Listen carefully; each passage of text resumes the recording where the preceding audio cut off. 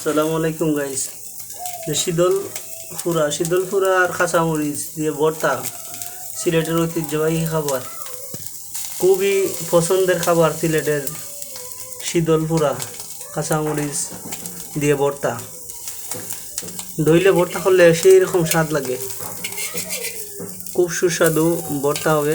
এটা একটা রেসিপি তৈরি করতেছি, আপনারা দেখেন। শীতল কাঁচামরিচ রসুন দিয়া একসাথে টালা বা ভাজা, যার যার অঞ্চলের ভাষায় বলে, আমরা শীতল ফুটতেছি, ফুরে ভর্তা করব। ফিসিয়া, সিলেটি ফিসিয়া ভর্তা, ঈদল ফুরা ভর্তা, উফ সেই স্বাদ, এতটা স্বাদ লাগে, মানে ভর্তা করার পরে ভাত খালি খাইতেই মন চায়, খাইতেই মন চায়। সিলেটের মানুষের খুবই প্রিয় শীতল ভর্তা কাঁচামরিচ দিয়া, এরকম করে টাইলিয়া, আহ কি মজা, যা না খাইলেই বোঝা যায় না। শীতল ভর্তা একদম সেই রকম তরতাজা আগুনে ফুইরা কি মজার ভর্তা তৈরি করবো।